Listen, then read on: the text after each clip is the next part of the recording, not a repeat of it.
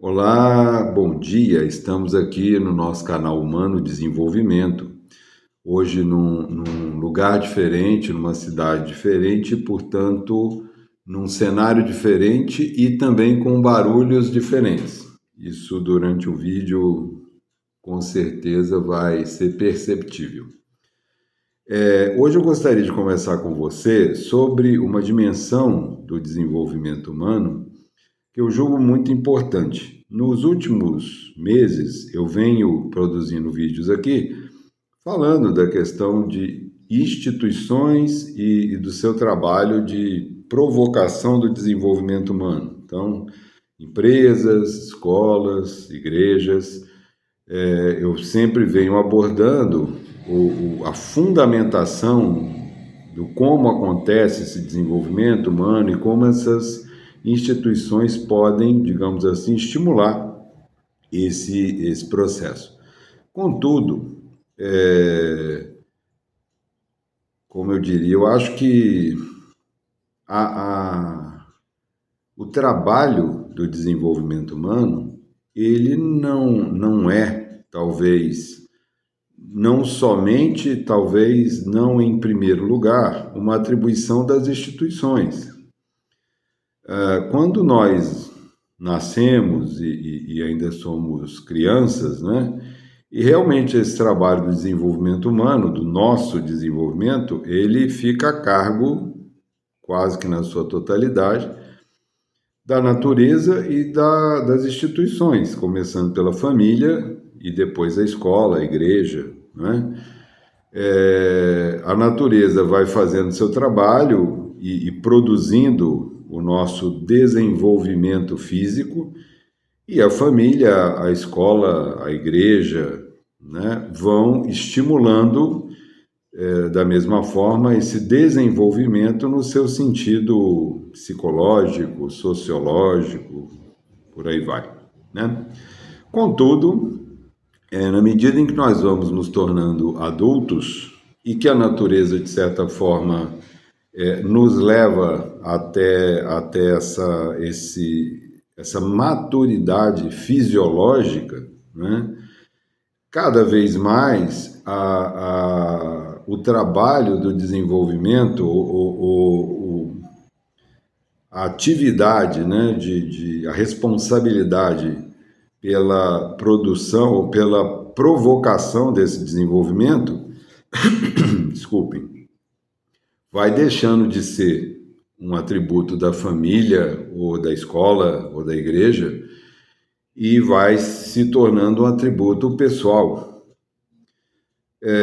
Pensando aqui que nesse momento da vida, né, em que a gente fisiologicamente vai se tornando adulto, você também está saindo do mundo escolar e entrando no mundo do trabalho, a gente poderia dizer que aí começa uma parceria importante, interessante, na produção desse desenvolvimento entre você e a empresa, né, na qual você trabalha, ou no caso de se você é um empresário, se você é uma empresária, um empreendedor, uma empreendedora, na empresa que você constrói, constitui, e no grupo que trabalha com você.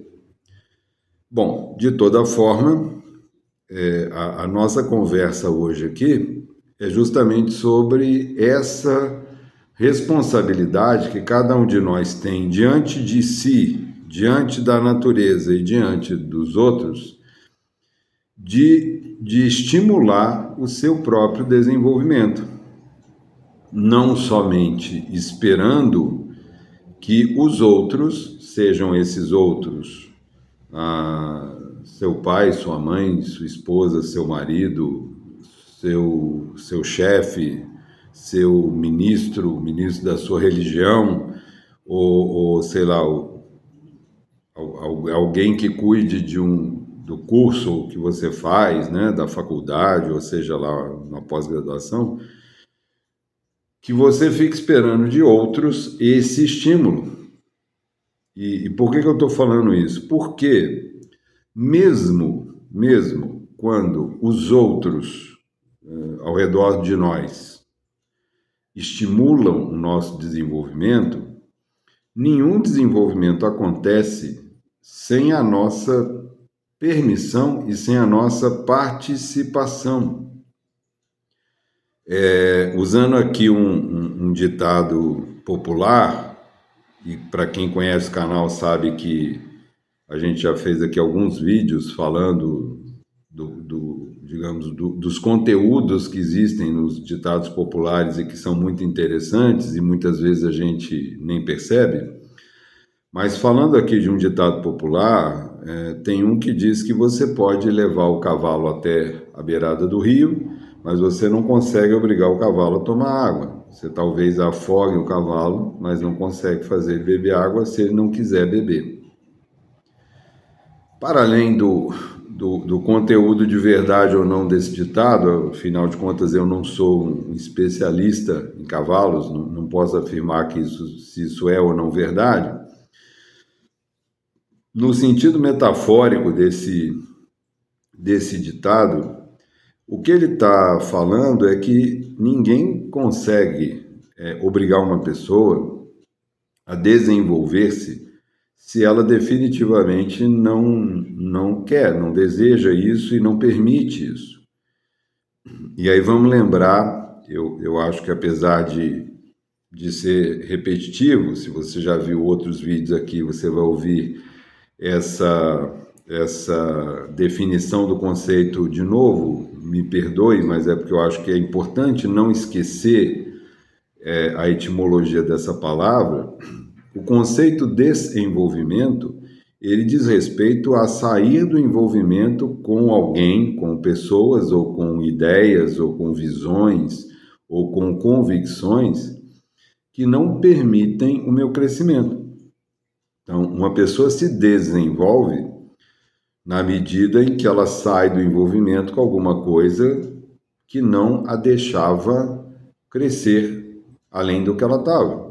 Seja crescer no sentido psicológico, no sentido fisiológico, no sentido econômico, no sentido afetivo. Aí você pode generalizar para todos os campos da vida que você desejar. E por quê? Enquanto eu estou envolvido, né, com ideias, com concepções, com comportamentos, com pessoas que de alguma forma, conscientemente ou inconscientemente, emperram o meu crescimento, esse crescimento não vai acontecer.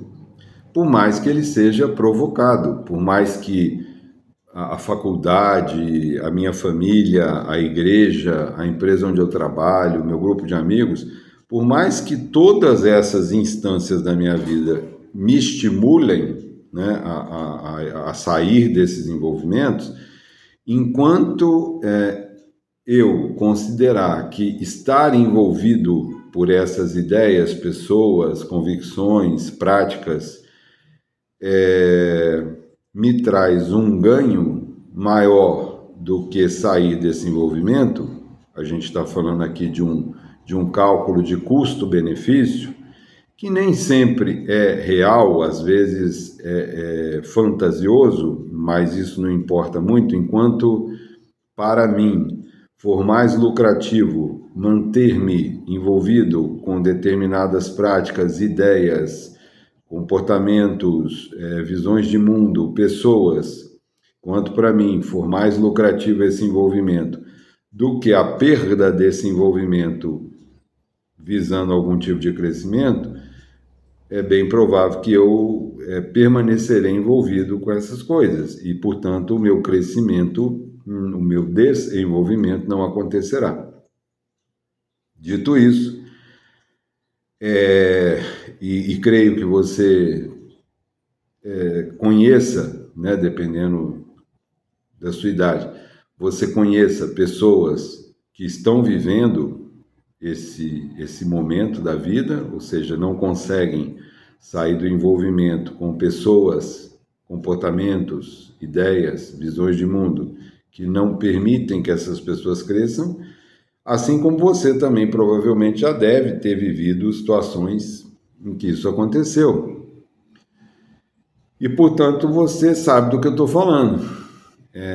As coisas só mudaram para você no dia em que fez sentido na sua mente, no seu coração, estou falando das dimensões psicológicas, afetivas, emocionais, no dia que fez sentido para você sair do envolvimento com aquelas coisas. E aí você saiu, com certeza esse processo nunca é simples nem fácil, mas você saiu, você teve a energia suficiente para sair, e na medida em que você saiu desse envolvimento, é meio como se uma cortina tivesse se aberto nos seus olhos e você começou a enxergar coisas que você não enxergava. E a partir daí, automaticamente, você começou a mudar comportamentos, mudar visões, mudar sensações, sentimentos, emoções, e sua vida mudou. Bom, mas o Emílio, então, qual é o objetivo do vídeo? O objetivo do vídeo hoje é responder o seguinte: como eu posso estimular o meu próprio crescimento, estimular o meu próprio desenvolvimento? E a resposta para isso é a seguinte: você precisa provocar a si mesmo, ou provocar-se a esse desenvolvimento. Como é que eu provoco a mim mesmo a esse desenvolvimento? Se você olhar aí pela internet, há muita coisa sobre isso. Muita coisa mais superficial, algumas coisas com mais fundamentação, mas assim, tentando fazer um resumo bastante resumido mesmo, né, bastante superficial. Vocês devem já ter visto aí pessoas falando de que, olha, se você quer, né, mudar alguma coisa, para você fazer um caminho diferente, se você todo dia faz um mesmo caminho para ir, por exemplo, da sua casa para o seu trabalho, você experimentar fazer um caminho diferente, mesmo que seja um caminho mais longo, mas simplesmente você variar o caminho. Tem pessoas que falam de se você é destro, né? Se você é destro, então você começar a experimentar fazer coisas com a mão esquerda e vice-versa. Se você é canhoto, você experimentar de vez em quando fazer coisas com a mão direita. Por quê? Né? Tudo indica, e eu não sou especialista, mas tudo indica que na medida em que eu começo a variar a minha forma de fazer coisas rotineiras, eu começo a abrir possibilidades no meu arranjo neuronal, na organização dos meus neurônios, eu começo a abrir possibilidades para que novas formas de comportamento apareçam. E por quê? Nosso cérebro, nosso corpo como um todo, ele é programado para a economia de energia. Essa é a grande programação, eu diria, sempre lembrando que eu não sou especialista, mas até onde eu entendo e conheço do que eu já vi e li e pesquisei, me parece que a grande programação do nosso corpo como um todo é a economia de energia, ou seja, o nosso corpo trabalha para fazer muito com pouca energia, né? Quem já passou por um programa ou está vivendo um programa de desenvolvimento no sentido de diminuir o seu peso, diminuir sua massa de gordura, sabe do que eu estou falando, né? Outro dia, conversando com um grupo aí, eu precisava falar para eles sobre essa questão, e aí fui pesquisar. E pesquisando aí na internet, eu vi que há uma fórmula para calcular gasto calórico, só para você ter uma ideia do que eu estou falando. Uma pessoa de mais ou menos 70 e poucos quilos, quase 80 quilos, correndo 40 minutos a uma velocidade de mais ou menos 5 quilômetros por hora, ela queima 200 calorias, 200 e poucas calorias. Uma porção de batatas fritas tem mais de 300 calorias. O que eu quero dizer com isso? O nosso corpo é capaz de fazer muito trabalho com pouca energia. Por isso não é fácil estabelecer déficit calórico, ou seja, diminuir, gastar mais calorias do que eu consumo. Isso não é uma atividade simples, porque o nosso corpo é muito eficiente em produzir muito trabalho com pouca energia. E aí, voltando, se o nosso corpo é programado para economizar energia, o nosso cérebro tem a mesma programação. E o que significa isso com relação ao desenvolvimento? O nosso cérebro é programado para estruturar conexões neuronais, ou seja, os nossos neurônios se organizam de forma que tudo que a gente faz repetidamente se estabeleça enquanto uma conexão de neurônios permanente. Então, se todos os dias você aprendeu a dirigir, você foi para a autoescola, você aprendeu a dirigir, treinou, fez sua prova, foi habilitado ou habilitada, começou a dirigir para ir para o seu trabalho, aí você passou todo dia a pegar seu carro e dirigir até o seu trabalho, o seu cérebro entende que as conexões que ele precisou fazer para que você dirigisse, ou seja, acionasse músculos, conectasse percepções de audição, visão, a comportamentos físicos, a reações físicas, ele entende que se você fez isso repetidamente por um longo tempo, essas conexões serão necessárias permanentemente. E, portanto, os neurônios se organizam de forma que todas essas conexões se tornem conexões permanentes. Aí veja, se você resolve, 2 vezes por semana, fazer um caminho diferente para o seu trabalho, o seu cérebro vai entender que houve uma variação. E aí ele vai fazer algumas reorganizações, ele vai fazer movimentos para reorganizar um pouco a forma como as coisas estavam ordenadas. Se você é destro e, portanto, o seu cérebro está todo organizado para que você, escove seus dentes, opere o mouse do seu computador e tal com a mão direita, e você resolve, de repente, começar a tentar fazer isso com a mão esquerda, o seu cérebro também vai acender lá um sinal de alerta e falar, olha, está acontecendo alguma coisa diferente, precisamos nos movimentar. Então, toda vez, eu estou falando do nível fisiológico, toda vez que você começa a fazer algo que você não fazia, começa a fazer atividade física se você não fazia, ou altera o tipo de atividade física que você está fazendo, né?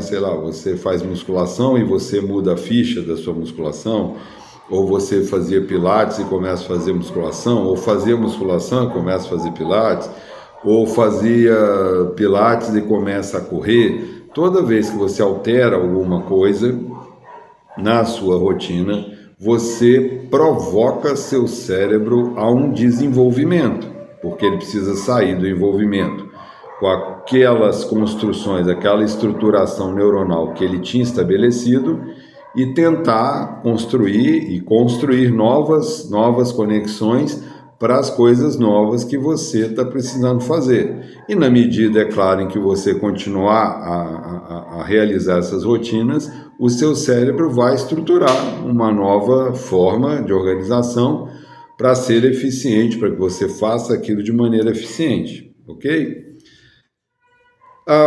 No que diz respeito à visão, a visão de horizonte que você tem, a forma como você vê a vida, como é que seria esse estímulo?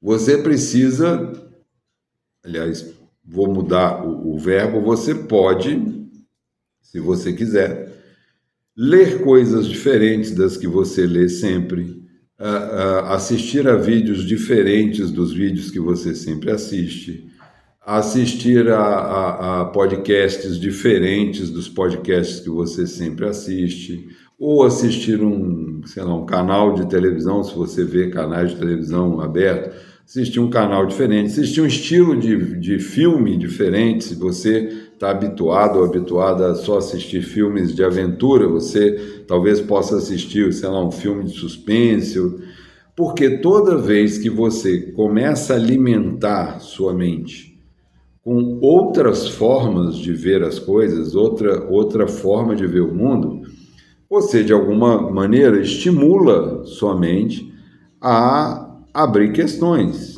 não é? Tem um filósofo chamado Paul Ricoeur, que ele vai falar uma coisa muito interessante. Ele diz: quando a gente está diante de uma obra de arte, especificamente, eu vou usar aqui o exemplo da literatura, quando você está lendo um livro, um livro de ficção, né? É como, ele vai usar esse termo que eu acho interessante, é como se você habitasse aquele mundo por algum tempo. Então, não sei, pense aí em algum livro de ficção que você já leu ou está lendo, né? Dando exemplos aqui de livros que eu gosto: O Nome da Rosa, O Senhor dos Anéis, né? Para você que foi da geração Harry Potter, né? Que leu os livros e tal. Enquanto você está lendo aqueles livros, né? No momento ali em que você para do seu dia e começa a ler aqueles livros, qualquer livro bem escrito de ficção, é como se por alguns minutos ou horas você fosse transportado para um outro mundo e estivesse vivendo lá naquele mundo. Esse exercício de permitir-se viver num outro mundo por algum tempo, ele provoca a sua mente a abrir possibilidades. Emílio, mas você está dizendo o quê? Que eu vou ler, eu vou dar o exemplo do Harry Potter, porque é mais popular do que o Nome da Rosa, ou talvez mesmo o Senhor dos Anéis. Você quer dizer o quê? Que eu vou começar a acreditar que tem varinha mágica, que eu faço lá eu falo umas palavras e as coisas saem voando e tal? Não é isso, mas se você, só para dar um exemplo, tem uma cena no último filme em que o Dumbledore, né, que é o diretor lá, o diretor da escola de Hogwarts, ele já morto, né, já num outro plano, ele encontra com Harry Potter, que também havia morrido lá, e ele vai dizer: olha, provavelmente, né, é o texto que a autora colocou, ele vai falar sobre como as palavras são mágicas, como as palavras podem causar sofrimento e podem aliviar sofrimento. E isso me fez pensar, vendo esses dias aí novamente o filme, isso é mágico, né? As palavras são mágicas. Dependendo das palavras que você usa com alguém, você pode produzir muito sofrimento ou você pode aliviar sofrimento. E, portanto, as palavras têm uma mágica, que não é a mágica do filme, né? Mas é a mágica da comunicação mesmo, né? Quantas vezes na minha vida isso já aconteceu, não sei se aconteceu na sua, mas quantas vezes uma pessoa com algumas palavras que me disse me abriu possibilidades, me abriu janelas que eu não estava enxergando. E eu estava, de repente, vivendo uma situação onde eu não via saída e alguém falou assim: olha, você já pensou nisso, nisso, nisso? Você já pensou nessa possibilidade? E aí, de repente, aquilo, né? Você tem um insight e fala: nossa, não pensei nisso. Então, assim, palavra mágica. A palavra daquela pessoa abriu para você, tirou você do envolvimento com um fechamento, com um cenário, né, onde não tem saída. Aquela palavra tirou você do envolvimento com isso e te permitiu enxergar saídas, enxergar possibilidades. Então é disso que eu estou falando. Leia livros diferentes, veja filmes diferentes, conheça pessoas diferentes, porque isso também é uma outra questão importante aqui no autodesenvolvimento, não é? Nós todos temos uma predisposição, temos uma tendência, que eu vou dizer aqui, chamar de uma tendência tribal. E o que significa isso? Nós gostamos de viver em tribos, e tribos aqui significa pessoas que pensam de forma parecida com a nossa, que gostam de coisas semelhantes às que nós gostamos, que leem livros semelhantes aos que nós lemos, veem filmes semelhantes aos que nós também assistimos e por aí vai. E aí, meio que inconscientemente, não de forma deliberada, mas de maneira, às vezes, até não percebida, a gente vai se fechando nessas tribos e fica ali confortavelmente vivendo. Repito, volto lá na história da economia de energia. Um dos motivos pelos quais a gente faz isso é que viver numa tribo onde todos mais ou menos pensam, sentem e veem a vida como a gente, economiza muita energia. Economiza muita energia.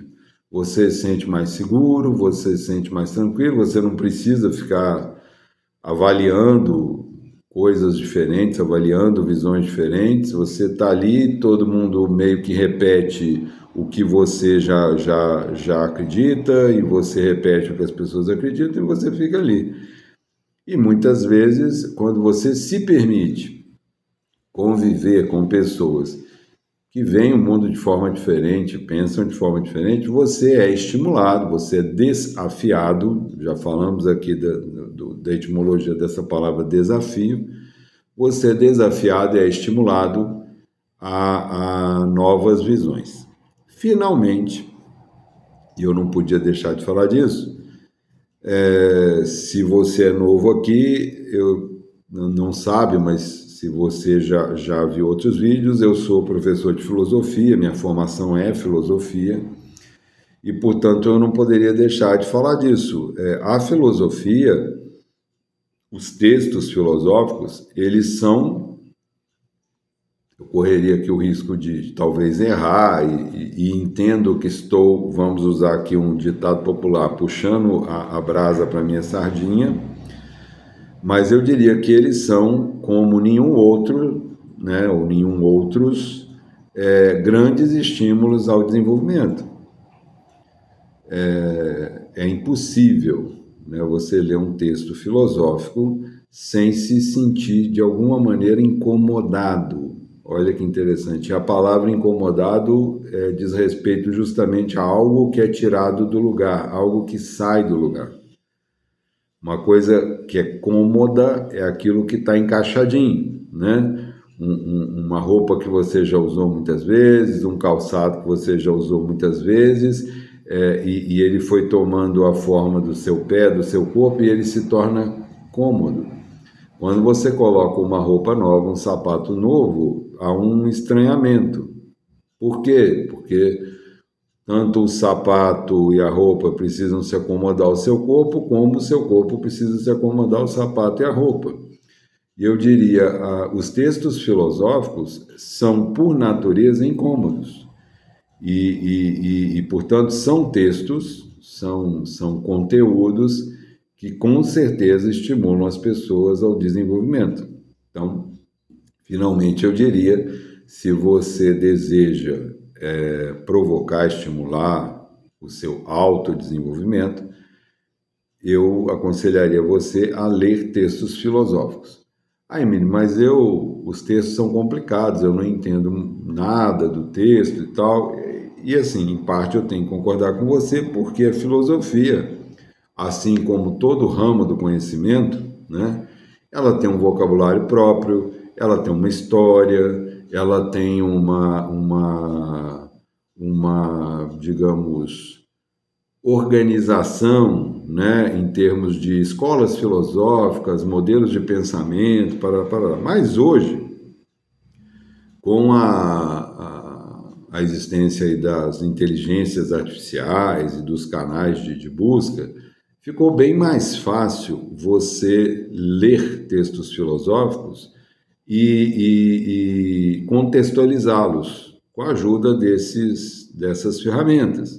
Então, se você vai ler lá, não sei, um texto de Santo Agostinho, se você vai ler um texto de René Descartes, você pode antes fazer uma busca na internet, lá numa plataforma de inteligência artificial, botar lá principais características do pensamento de René Descartes, ou principais características do pensamento de Agostinho.